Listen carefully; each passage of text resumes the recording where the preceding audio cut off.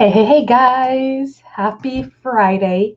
So usually I go live Wednesday. We were up camping in the mountains, so we've recouped somewhat. I've still got a whole bunch of laundry to do and a whole bunch of sleep to catch up on, but I wanted to come in and pop in for two reasons. One, to make sure, hang on, this is not showing I am in the group.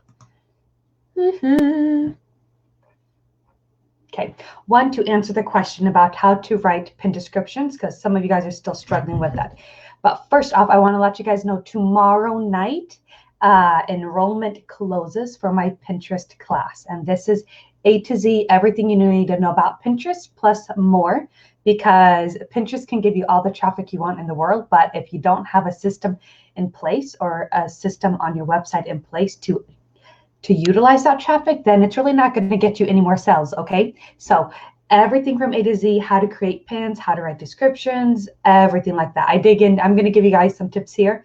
I dig in way deeper into the online class, and that class ends for enrollment tomorrow night at midnight.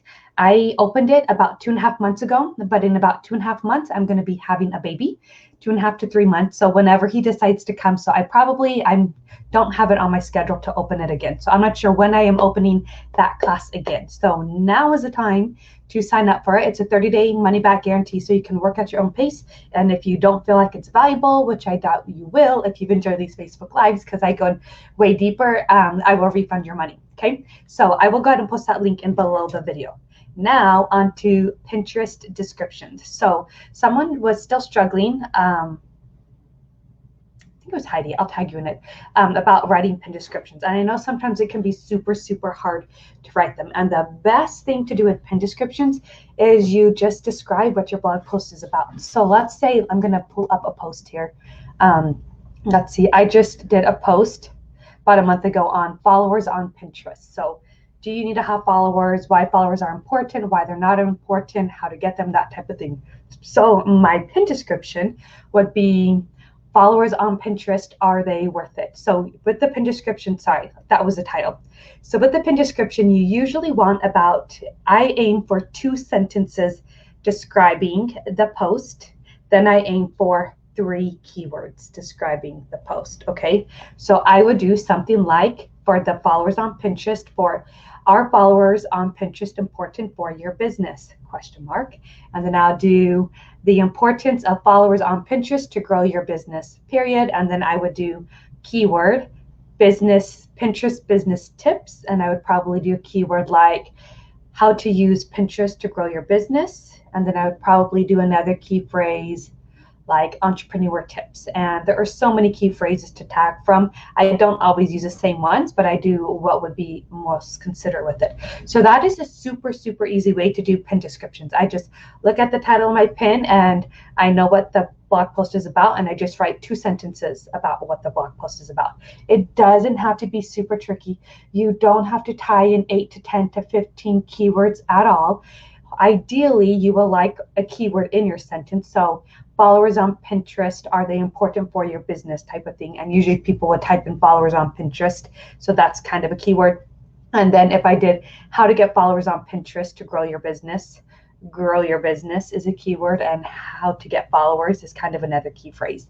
But you don't really have to think about that, because if you are describing what the post is about and who it's helping, then those keywords are automatically going to be in there. Okay.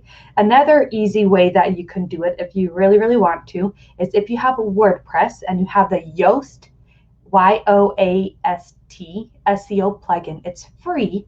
At the bottom of the blog post, it recommends that you write a meta description. And so it's usually, depending on how long your sentences are, about a sentence to a sentence and a half. And if it's too long, then they don't like that. But you can easily, if you use that plugin, copy and paste your meta description into your Pinterest description keyword, because you've already spent the time and effort writing that description. In fact, if you put your meta description on your blog post and in any of your images, Pinterest is going to bring that exact description into the platform anyways. I just prefer, because I don't feel like taking that extra step to copying it with the blog post and pasting it when I do my new pin each day. I just look at the pin title and it reminds me what it's about. So another example is I did a post, how to get visible on Pinterest. And so the pin title is how to get visible on Pinterest. So my description would be something like, learn how to get visible on Pinterest with 3 easy steps, because there's 3 tips in the blog post. So that would be the first sentence. Learn how to get visible on Pinterest in 3 easy steps. And then I'll do, as an entrepreneur, how to use Pinterest to get more visibility for your small business, period. So you have small business, entrepreneur, visibility, how to get started on Pinterest, all of those. So those were all in the first 2 sentences.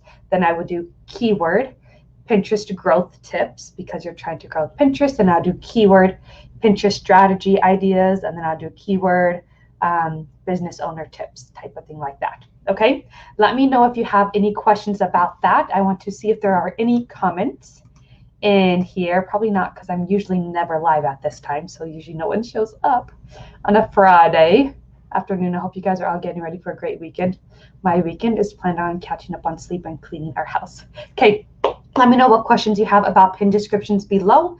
I will go ahead and post a link to my online enrollment class below. This not today, tomorrow night is the last night to open it for enrollment. I don't know when I'm opening it again. I'm not saying that as a sales hack. It's literally because you are able to work at your own pace in the class. I used to limit you to 1 module a week, but you're able to work at your own pace, because I understand that 1 module a week doesn't fit with everyone, especially as a mom. Sometimes we binge and do a lot in 1 week, and sometimes we don't get anything done the next week. So I totally get it.